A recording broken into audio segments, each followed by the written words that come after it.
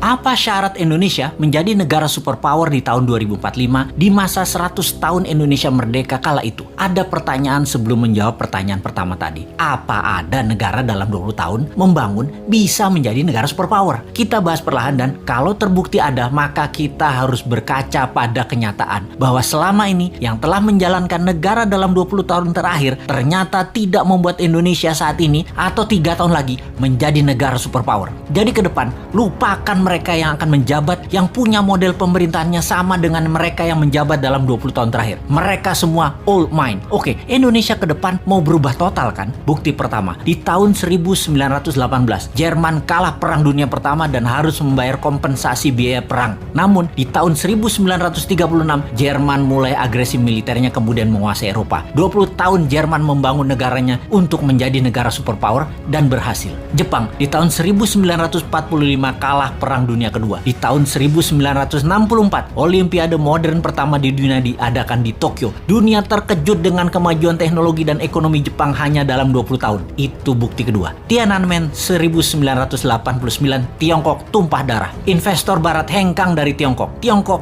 di bawah Deng Xiaoping melawan dunia termasuk mengatakan Gorbachev goblok, dan sejak saat itu mereka menjalankan sistem moneter sendiri hingga di tahun 2008 Olimpiade Beijing. Dunia tersentak. Tiongkok menjadi negara sangat kaya hanya dalam 20 tahun. Ketiga itu terjadi dalam kurun waktu 20 tahunan membangun negaranya. Atau kalau kita mau tambah lagi termasuk bagaimana membangun Dubai, city country tersebut menjadi negara makmur hanya dalam 20 tahun. Kembali ke Indonesia. Bagaimana kita melihat Indonesia dalam 20 tahun terakhir? Siapa saja pemimpinnya? Apakah mau lagi dengan mereka-mereka dan orang-orang yang sepemahaman dengan mereka? Kita detailkan. Selama 20 tahun terakhir siapa yang menjabat? Mereka adalah 3 tahun Ibu Mega, 10 tahun Pak SBY, dan 7 tahun ini Pak Jokowi. Apakah dalam 20 tahun ini Indonesia seperti Jerman setelah Perang Dunia Pertama menjadi negara superpower? Apakah Indonesia menjadi negara maju modern seperti Jepang setelah Perang Dunia Kedua? Dan 20 tahun ini apakah Indonesia menjadi negara maju seperti Tiongkok setelah Tiananmen di tahun 1989?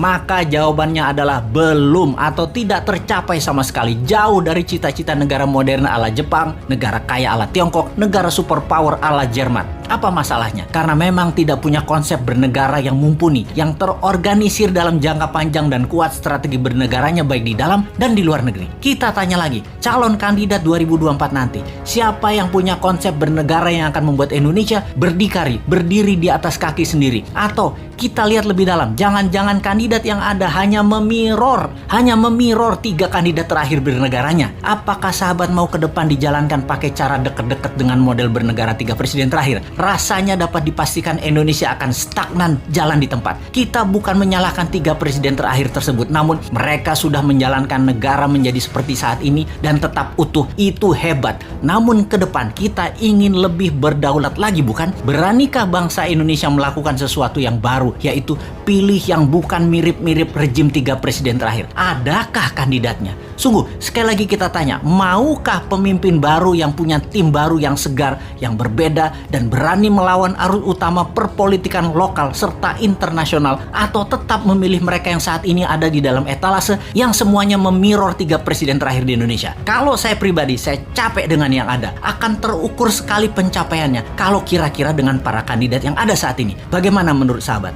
Siapa yang bisa membuat Indonesia menjadi negara superpower di tahun 2045 itu?